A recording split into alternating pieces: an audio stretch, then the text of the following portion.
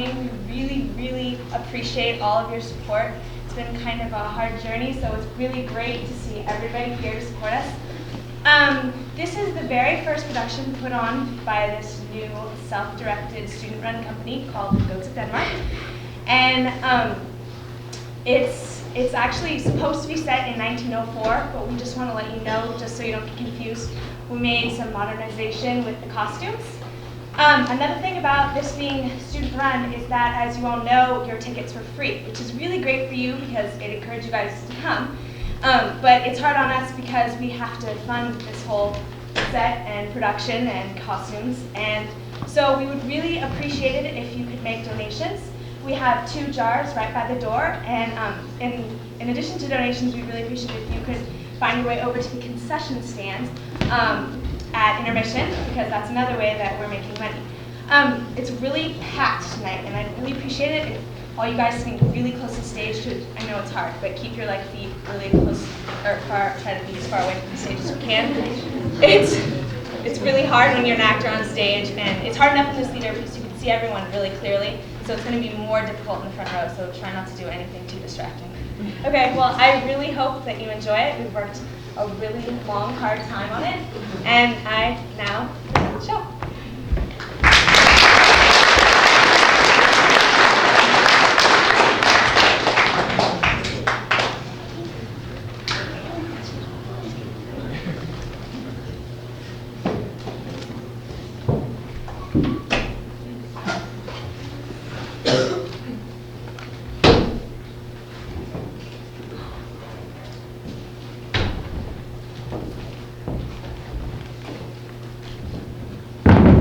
Something in there tonight. Well,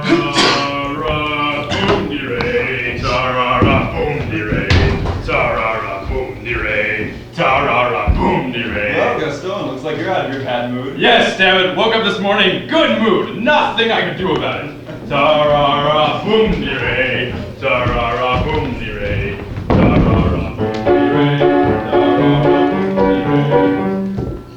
Damn my memory. What's the next lyric? I don't know, but my guess is it's Ta-ra-ra, boom-de-ray. Ta-ra-ra, boom-de-ray. Ta-ra-ra, boom-de-ray. Ta-ra-ra, boom-de-ray.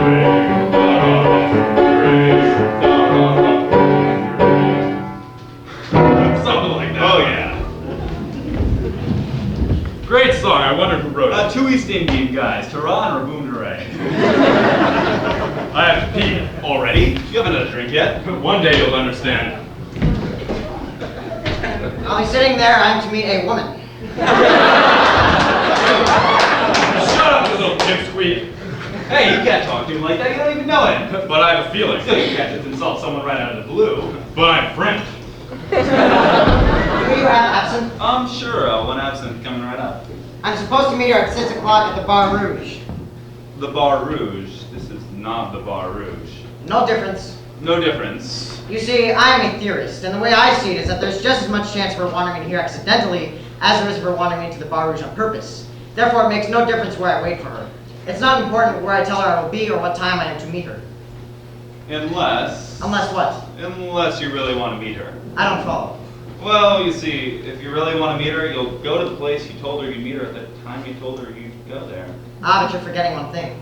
And what's that? She thinks like I do. Here's your vodka. I asked for absinthe. No difference.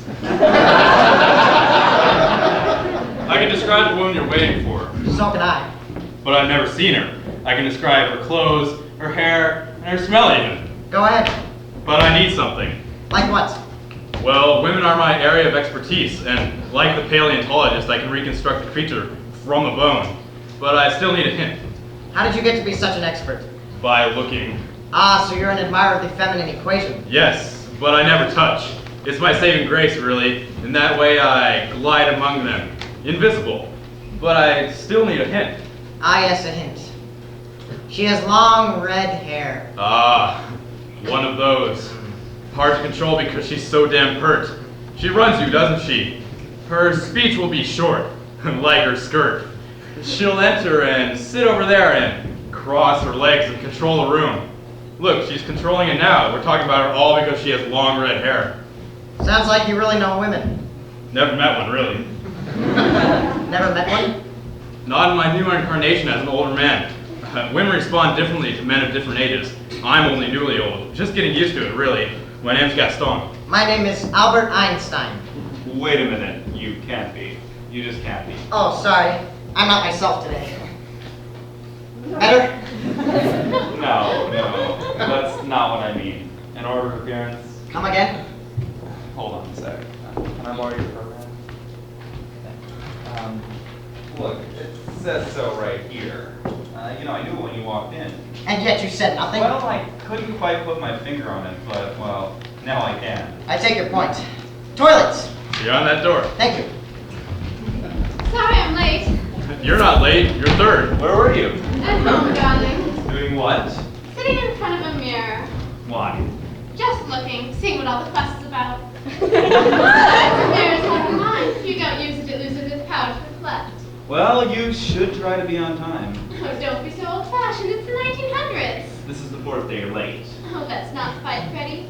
Let's be in love like yesterday. So tomorrow I can say, let's be in love like yesterday. Always. Okay, always. I love you, though you give me nothing. What? Nothing. I'll be sitting there. I'm supposed to meet someone, a woman. I'm to meet her at 6 o'clock in the Bar Rouge, alright? The Bar Rouge. This is not. Don't ask. Hey, Gaston, see any good ones today? Saw a good one yesterday as the shops were closing. I tried to keep her in my memory, but she faded. All I remember now is a white linen blouse with just a whisper of brassiere underneath. It was like seeing a sweet custard through a veil of meringue. I heard Picasso comes in here. Does he? Sometimes. Tonight? Maybe. Look away. You look away too. Guess you're okay. Damn! What's the matter? Now I have to consider everything I'm wearing today to be lucky. Every time I go out now it's, no, without my lucky hat. No, without my lucky coat. No, without my lucky shirt. I'd like some lime, please. Any special color? Red, please. Do you know Picasso? Twice. Is he expecting you? I think he's expecting to see me. Who is this Picasso? He's a painter, or says he's one. I've never seen his work, only what he says. Not spelled blue, they say. Oh yes, he's a painter. I've seen some of the stuff. He gave me a drawing once. What are they like? They're strange, really. Not like that, I'll tell you. Hey, there's nothing wrong with this picture. I got it at my grandmother's house just as she died. Well, actually, while she was dying. Sheep in the meadow and fawn. Beautiful. That's not what I see. Oh, and what do you see, Einstein? I prefer to take it further. Observe how the sheep are painted small, consumed by the weather and terrain. So I see the power of the landscape over the small things. For me, it's the meaning that gives it its value. Jesus Christ, I mean, sheep, meadow, fog, period. There's a problem. What? Well, it seems to me if you judge only by its meaning, then any bad painting is just as good as any good painting if they have the same meaning. Women. I would like a wine. The purpose of the wine is to get me drunk. A good wine will get me as drunk as a bad wine. I would like the good wine. And since the result is the same no matter which wine I drink, with that good wine, I'd like to pay the bad wine price. Is that where you're headed, Einstein? I really don't think he's that clever, Gaston. Want to see the drawing he gave me? Sure.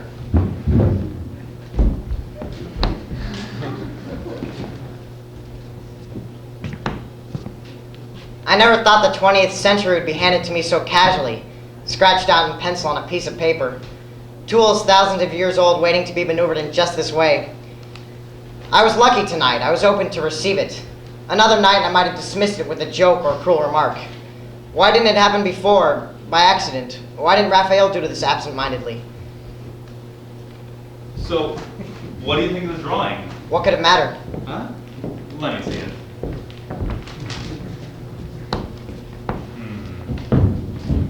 Here. I like it all right. I don't get it. I don't think it looks like me. There you go, 4 more opinions. I wonder how many opinions the world could hold. 1 billion? 1 trillion? Well, we've just added 4, but look, the drawing stays the same. Look, now, what kind of person would I be if I didn't form an opinion? I mean, I see the drawing, I think about it, and I form an opinion. Then I'm fascinating, and because I'm so fascinating, other people see the drawing, and they form opinions too. Now, whereas, Before I was standing in a room of complete dullards. Now I'm standing in a room of completely fascinating people with opinions. My name's Suzanne. And you're waiting for Picasso. Right. Do you know him? Yeah. Big guy, rodeo rider, trick roper. No. Oh. So what's his first name? Pablo? Oh, no, a different guy. So how'd you meet? Pablo. I was walking up the stairs to my flat one day, and I turned around, and there he was, framed in the doorway. The light was coming from behind him, so I couldn't see his face, and he said, "I am Picasso." And I said, "Well, so what?" And he said, he wasn't sure yet, but he thinks in the future it means something to Picasso. He said occasionally there is a Picasso, and he happens to be him. He said the 20th century has to start somewhere, and why not now? And then he said, "May I approach you?" And I said, "Okay." And he picked at my wrist and scratched deeply on the back of my hand. And in a second, in red, the image of a dove appeared. And then I thought, why is it that someone who likes me can stick around, and I even like him, but I'm not going to sleep with him? Then someone else says the right thing at the right time, and I'm on my back, not knowing what hit me. Yeah, why is that? See, men are always talking about their things, like it's not them. What things? The things between their legs. Ah, yes. Louis. And it's true, it's not them. It's like some rudderless firework snaking its way across town. But women have things too. They just work differently. They work from up here. So when a guy comes at me from up here, he's practically there already. Okay, so the next thing I know, he's in my apartment, and I said, "What do you want?" And he said, he wanted my hair, he wanted my neck, he wanted my knees, he wanted my feet, he wanted his eyes on my eyes, his chest on my chest. He wanted to consume me until there was nothing left. He wanted deliverance, and that I would be his savior. And he was speaking Spanish, which didn't hurt, by the way. Well, at that point, the word no became like a Polish village. Unpronounceable. I held out for seconds. But frankly, I didn't enjoy that much, because it was kind of quick. Premature. Is there any kind? He picks up a drinking glass, of which I have two, and starts turning it around in his hand and looking at me through it like a kaleidoscope. And he says, "Even though you're refracted, you're still you." I didn't ask. Then he said he had to be somewhere, and I thought, sure, and he left. Did you see him again? Oh yes, that night he comes back. We do it again. This time in French. I enjoyed it that time if you're keeping score. Then all of a sudden he got very distracted, and I said, "What's the matter?" And he said, he sometimes starts thinking about something and can't stop. "Wait," he says, "he doesn't think about it, he sees it." And I said, "Well, what is it?" And he said, "It can't be named." That's exactly what he said. It can't be named. Okay, so when you're with someone who says they're seeing things that can't be named, you either want to run like hell or go with it. Well, I'm going with it, and that's why I'm here. He told me about this place and that I might sing here sometime, and that was about 2 weeks ago. Sex, sex, sex. What? Nothing. Just thinking aloud. About 8 months. Interesting, really. I saw a cat in the street and bent over to pet it. It seemed friendly but nervous, and I moved just out of my reach. I followed it for a couple blocks, always moving out of my reach. It must have been 2 or 3 feet in front of me, right there. Here, kitty, kitty, kitty. When it stopped at the feet of a woman, I looked up, and our eyes met. She was older, my age, but dazzling. Let's just say she had a nice mortal coil. We made love in her place within the hour. Did you ever sleep with her again? No, I didn't. See, there you are. She was there. You were taken with her. You men, why is once enough? Why wouldn't you sleep with her again? Well, I would have, but she died within the hour. We both really wanted to do it again, but I told her I needed about an hour to rejuvenate. I went outside and sat on the step with the cat, and when I looked up again, they were taking her body out on the stretcher. Oh my God. I can't help but think I killed her. So, what did Picasso say about my place? He said this is where artists come to talk about Manifestos? Anyone want coffee? That's what I could go for. Cream or black? No, a manifesto. A nice, juicy manifesto. It would be great to wake up in the morning and have a raison d'etre with your morning coffee. Wouldn't you say? I have to pee.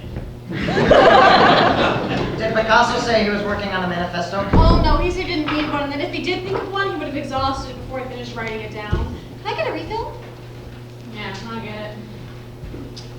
Say, anybody know what 72 francs 13 minus 26 francs 17 is? Freddie, why don't you let me do that? 25 francs 16. Are you sure? 25.16. You're positive? Positive. Absolutely. It's just that you came up with that awfully quick. Look, if you want it to be different, there's nothing I can do about it. No, it's okay. I'll work on it tomorrow. It'll be the same tomorrow. It's fine. I've got my accountant friend coming over. He checks everything anyway. You can have a math squad from the Vishnu Center for the Intellectually Profound come over, and it's still going to be 25 francs 16. Okay. All right. Jeez, Freddie, take his word for it. Are you a professor? No, I'm not. Oh, so what do you do? By day, I work in the patent office. What do you do there? By day, I register notions. That's what they are, really, notions. Shortcuts, ways to get things to do things quicker. And what do you do at night? At night, the stars come out. The stars in the sky? The stars in my head. And after the stars in your head come out? I write it down. Oh, you've been published? No, not yet. Hey, well, that's great. He's a writer who hasn't been published, and I'm a writer who hasn't written anything. And you're welcome here. We get a lot of artist types. Writers, poets, painters. What do you write about? I can't even begin to explain. Oh, try. Simplify it. Can you say what it's about in one sentence? It's about everything. You mean like relationships between men and women? Bigger, Like life from birth to death? bigger, Like the warring of nations and the movements of people? bigger. I see. Sort of like the Earth and its place in the solar system? Why stop there? How big is this book? About 70 pages. That's not too long. That's good. Maybe we can put you in touch with one of our publisher friends. What's the name of it? The special theory of relativity. Judging from the title alone, I think it will sell at least as well as the Communist Manifesto. Is it funny? Well, Because if it's funny, you can sell a lot of books. oh, it's very funny. It's very funny. Well, actually, that depends on what you mean by funny. Well, does it make you laugh? No, Chuckle? no. Smile? I wish I could say yes. No. But you just said that it was funny. Well, I was trying to sell more books. Could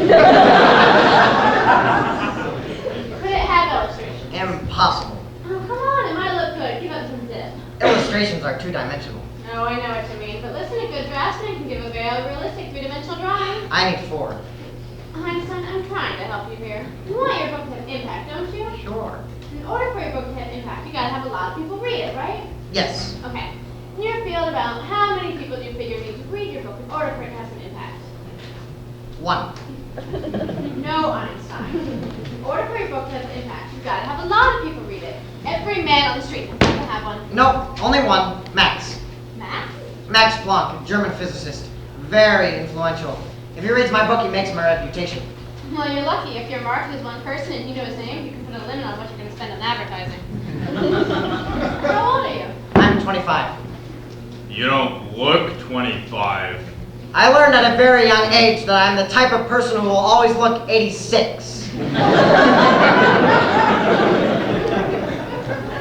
Hey, Einstein, get this. Okay, last week I bought 12 bottles of Chablis at 17 francs a bottle, but only 11 came. How much do I owe this guy? Leave him alone, Freddie. 187 francs. See?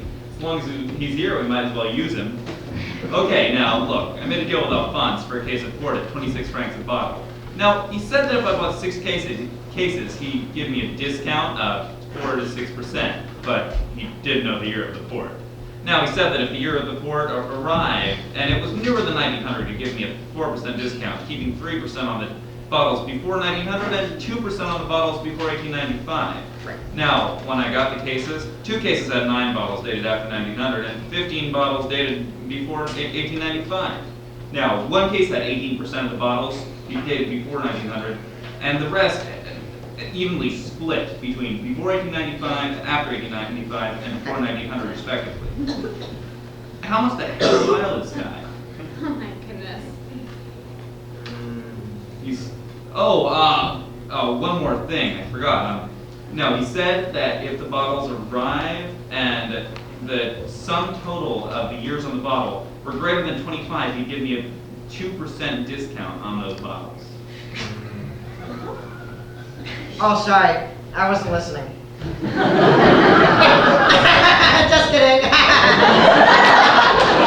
Here's your excellent 2,245 francs, 73, given that X n parenthesis Y is the mean price per bottle. Wait, did you say Y in parentheses X? Y in parentheses X? Oh, that's funny.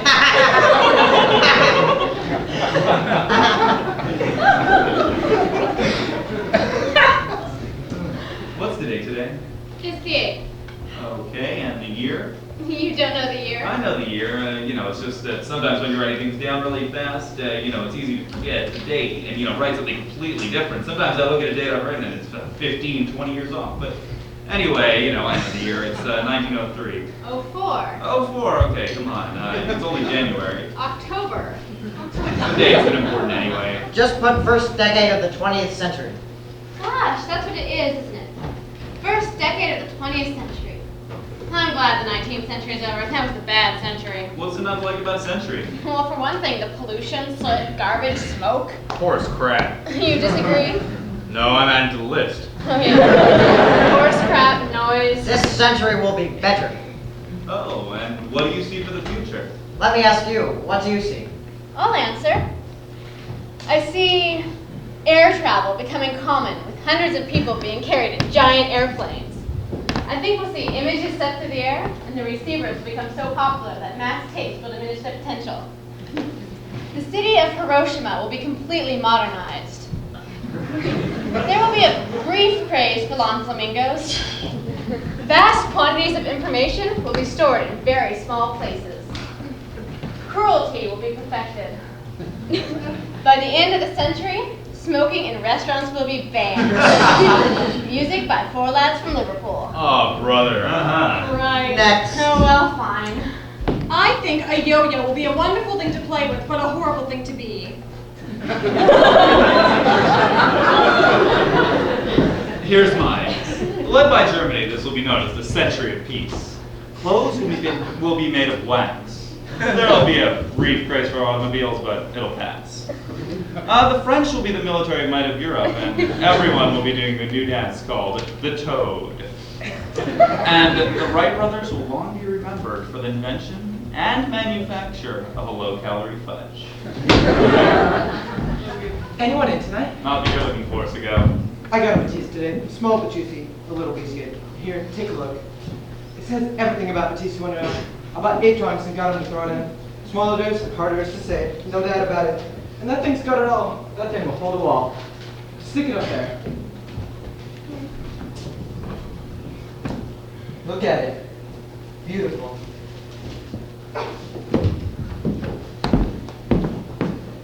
Still works. Still working. Still holds the wall. Damn. Lost it there, but you see what I mean? Not really. Up to 10 feet away, the bar is working from the Matisse. Then the bar takes over. Thanks, Fred. Does anyone feel a draft in here? What makes it so great? I'll show you what makes it so great. This is what makes it so great. The frame? The boundaries, the edge, otherwise anything goes. You want to see a soccer game where the players can run over to the stands and order a beer? No! You have to stay within the boundaries to make it interesting. In the right hands, this little space is as fertile as Eden. That frame is about the size of my book. Well, I hope you chose your words carefully. Ideas are like children. You have to watch over them, or they might go wrong. I know what he means. I'm going to turn a nice profit on that. You watch. Well, that shouldn't be too hard considering you got it for free. But you got it because you loved it. How can you sell it? What do you do? I'm a physicist. Good. Then you might know how naive a question like that can sound. I'll tell you how I can do that. When I bought it, I identified it as something worth having. I named it as a work of art. Once I've done that, I don't need to own it. It will always be mine. And I guarantee you, Matisse is happy about that. He wants his work out of Paris. I've sold it to Russia, and I've sold it to America, and I've sold it to the dealers in Paris, who've sold everywhere.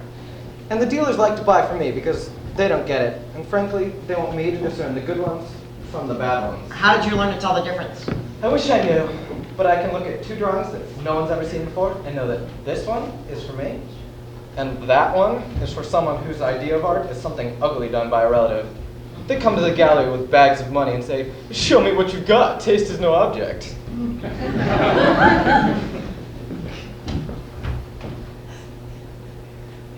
Another Freddie.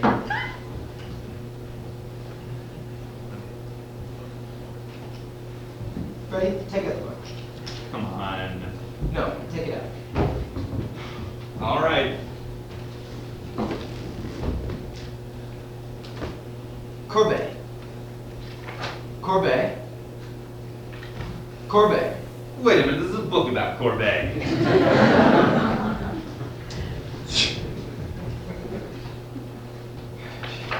Raphael. Titian. That's a tough one. You got the others. What's so tough about that one? He's got his thumb over the name. Ah! We art dealers are notorious for our sense of humor. Who's this? Was he here this evening? Not yet. Are you meeting him here? I don't know. A trifle hasty. Do you want to sell it? Not for anything. For 50 francs? It's mine forever. Get him to sign it. It'll be worth more. Hey, so go. You're an expert. What do you see? That? 500-pound lemon. I have to pee. You see, I know there are 2 subjects in paintings that no one will ever buy. One is Jesus, and the other is sheep. Love him as much as you want. No one really wants a painting of Jesus in the living room. You're having a few people over, having a few drinks, and there's Jesus over the sofa. Somehow it doesn't work. And not in the bedroom either, obviously. I mean, you want Jesus watching over you, but not while you're in the missionary position. You could put him in the kitchen maybe, but that's sort of insulting to Jesus. Jesus, ham sandwich? Jesus, ham sandwich? I wouldn't like it, neither would he. Can't sell a male nude either, unless they're messengers. I don't know why a messenger would want to be nude. You'd think you need a little pouch or something. In fact, if a nude man showed up at my door and I asked who is it, and he said, "Messenger," I would damn well look and see if he had a pouch. And if he didn't, I'm not answering the door. Sheep are the same. Don't know why. Can't sell them. Here's what I don't get. A month goes by, every night no different than tonight. People come in, people go out. So why all the nuts show up in one night? Picasso is definitely coming in tonight. Oh, I hope it comes in. Hey, me too. He owes me a bar bill. I'd like to meet him. Maybe I could get a painting out of him. Well, we all have an interest in Picasso. Let's have a toast to him. I'll do it.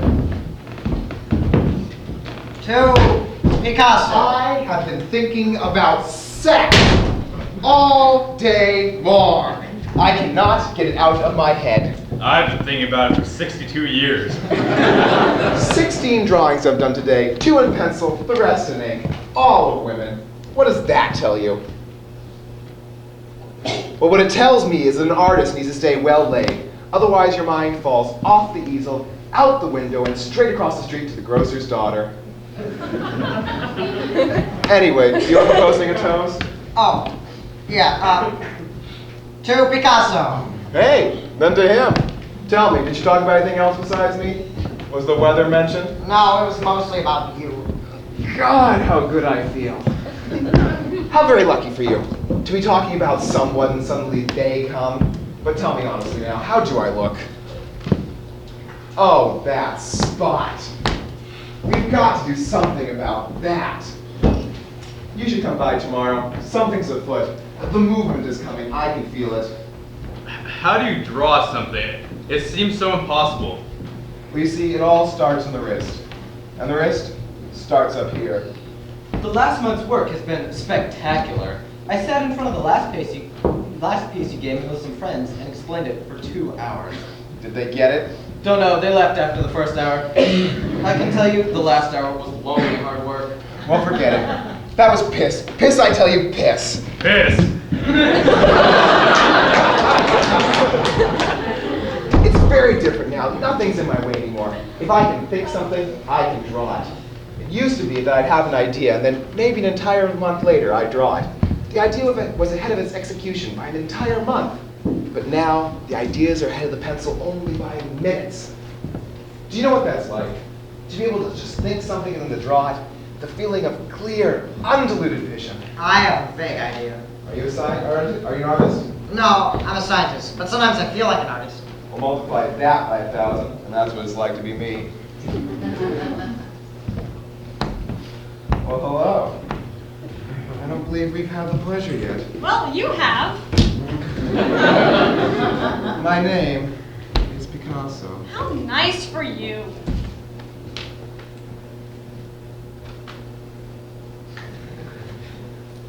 Look at it.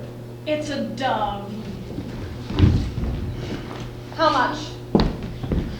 50 francs. That's a fair price, isn't it? Yes, that's fair. It's the price of fame, I guess. How much for that drawing? Anything you want. Drawing? Sure.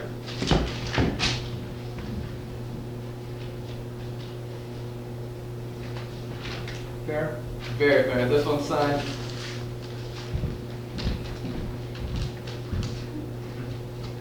Sign it.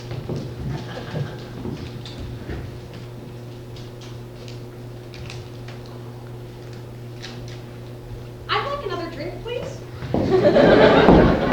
And I would like a motor car. Could I do that, Sego? Could I draw my way into a car? Could I draw a picture of a camera? Have you sell it, and suddenly I would have a camera? Not yet. Well, don't worry about it, because I never would, and don't forget that. Anyways, if you need a camera, I've got one. That's good.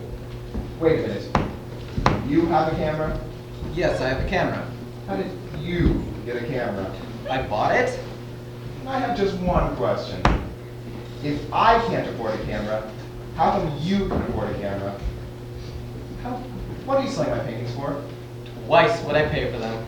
Twice? Twice? God, I'm depressed now. Hey, that's really not so bad. You should hear what I'm making on the drinks. There are two words I cannot stand. One is twice, and the other is perky. God, he's good. I hate him. I hate him. I hate him. Just when you get to the swing of things, someone has to come along and ruin it for you. It's so new, I can't even be mad. It's not a painting, it's alchemy. Ah, so hot it's sizzling. Take it from me, folks, the boy can't paint. What's he like? What's he like? He's earnest, talented, obviously nice to be around. Ugh, Self-deprecating. good, saves me the trouble. You see, Sego, this is the difference between you and me. You look at this nasty old thing and all you see is some sheep, bog, and landscape. He's not the only one. You're right. He's not the only one. Enter me. I see something different.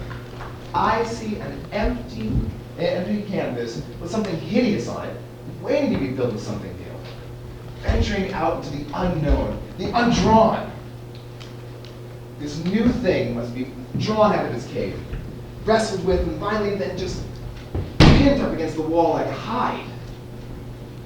When I look at Goya, I feel like he's reaching out through the centuries to tap me on the shoulder.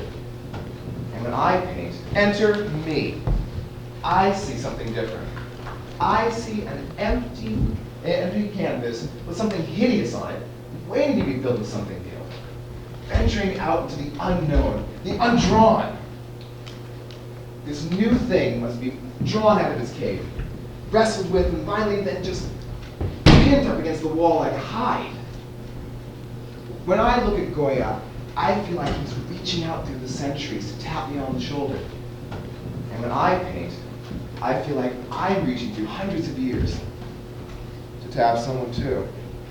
So it's like a relay. I work the same way. I make beautiful things with a pencil. You're just a scientist. For me, the shortest distance between 2 points is not a straight line. Likewise. Let's see one of your creations.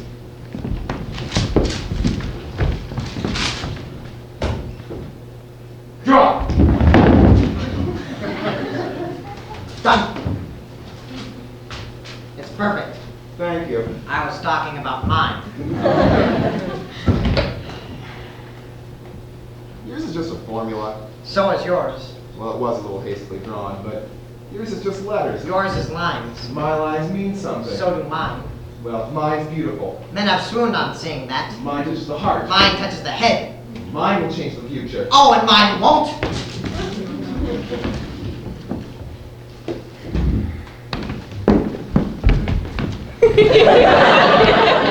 Then again, maybe you are a fake. And maybe you're an idiot savant, and hold the savant. When a man loves a woman,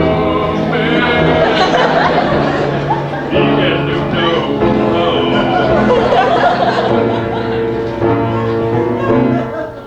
What the hell was that? I don't know, it just came over me. Hey, Seagull, where are you going? A night like this must be preserved on film. Picasso, do something about that bovine pastoral, will you? The idea is coming. I like it, sounds good. The idea is coming. The idea is coming. Hey, tell me if you get this joke, okay? Okay, so a guy goes into a bakery, and he says to the baker, "Do you think you can mail me a pie?" And the baker says, "Yeah, sure, I think we could do that." But the guy says, "But do you think you could make me a pie in the shape of the letter E?" So the baker says, "Yeah, sure, we can do that. Come back tomorrow and I'll have it for you." The man leaves, comes back the next day. The baker shows him the pie and he goes, "No, you idiot! That's a big E. I wanted a small E, a small E." So the baker goes to him and he goes, "You know what? Look, come back tomorrow and we'll fix it for you, okay?" So the man leaves, comes back the next day. He goes to the baker, "So where's the pie?" The baker shows him the pie. He goes, "You know what? It's perfect." The baker says, "So, where do you want me to mail it?" And the man says, "You know what? I think I'll eat it right here." Guy told me that the other day. I didn't get it. It's surreal. Well, I guess that's why I didn't get it. I'm a symbolist. And a good for nothing one at that. Hey. What's symbolism? So far, it's a fancy excuse for not doing the dishes. Your post-romanticism has gotten us into a lot of hot water around here. My romanticism is not post. It most certainly is. It's neo. Post. Neo. Post. Neo. Post. Neo. Post. Stop it, both of you! This is not some sleazy dive somewhere. The reason the joke is funny is because of the perfect selection. Excuse me. Can I borrow these? Line up. Take 3, the rest take 2.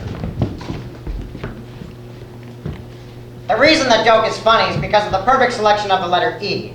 It couldn't have been an A-shaped pie because A is functioning as both article and noun. Who needs it? And it couldn't have been a B-shaped pie because of the confusion between the letter B and the insect. And not a C-shaped pie either because he would have never known it was a capital C because C in uppercase is the same as in lowercase. I'll come back to D. An F-shaped pie is just plain not funny. An H-shaped pie would be unstable. 2 vertical bars supported by a weaker crossing structure. I, please, thank you, I. An I-shaped pie doesn't work because of the dot problem. Do you connect the dot to the pie in which it's not an I, or do you leave it separate, which raises the question, is it a dot or a cupcake? A K-shaped pie has Kafka written all over it. And an M-shaped pie doesn't work because of the MW dilemma. M to whom? And need I mention sigma? An O-shaped pie doesn't work because a pie is O-shaped. And a P-shaped pie doesn't work because the phrase P-shaped pie does not a calypso rhythm to it. Excuse me, you're not going to go through the entire alphabet, are you? Because I may only have a few good years left. Of course not. Some of them are so obvious that they needn't be explained. Like Q, for example. All right. What's the matter with Q? Well, a Q-shaped pie is just an O with a comma through it, and a comma-shaped pie is just a croissant. Thank you. You said you'd come back to D? No, I have to L. I'm in P. No. Wait a minute. You said the joke was funny, but it wasn't. Oh, yes, it was. I laughed. No, you didn't. Oh, not now. Later. And icebox laughed. An icebox. Sure, you don't laugh now, but an hour later you're standing in front of the icebox and you laugh. E-shaped pie! He's getting it now, probably through a process of elimination. When did you hear the joke? About a year and a half ago. Well, maybe you already laughed at that joke, but thought you were laughing at something else. So you mean something else funny happened and I laughed, but really I was laughing at this joke, which I may have heard over a year ago? Right. So I might still laugh at the other funny thing that happened. Or not. You could have just thought the other thing that happened was funny, but really it wasn't, so you don't know laugh. So instead of laughing at the thing that I thought was funny, I was laughing at the thing that I didn't think was funny? Exactly. Wait a minute, there's only one problem. What? Well, the thing that you think that I think wasn't funny, well, it was when the cat went running through the kitchen door, the cat door, and leaped through only to discover it was locked. No, there's no way that wasn't funny. What about you, my dear? What do you think? I've had my idea of a bad joke. Oh, come on now. You're a womanizing bastard fraud. Oh, if you're even trying to praise me, that's such a poor choice of words. You're ridiculous. Look, I meant everything I said that evening. I just forgot who I said it to. Far stranger things happen in your young life. Far worse things, believe me. I believed you. Oh, and I believed it too. And now I'm seeing you all over again, I'm beginning to believe it one more time.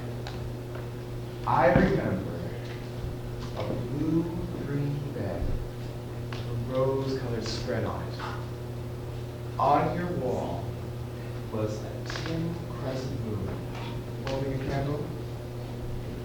On your bedside table, 3 silver rings. One with turquoise, the rest with garnet. And besides that, a pale pink ribbon. I picked it up later off the floor. I don't remember your name. I never told you. Yes, you did. I remember it now. No, I never told you. Yes, you did, Suzanne. I don't remember. My ear was inches away from your mouth. You spoke in words half whispered. Words begun and left unfinished. Their meaning obscured with passion and mixed with cries. Do you remember? Yeah. I drew 3 pictures of you from memory. You did. I can do far better than that. Okay, I'll be there later.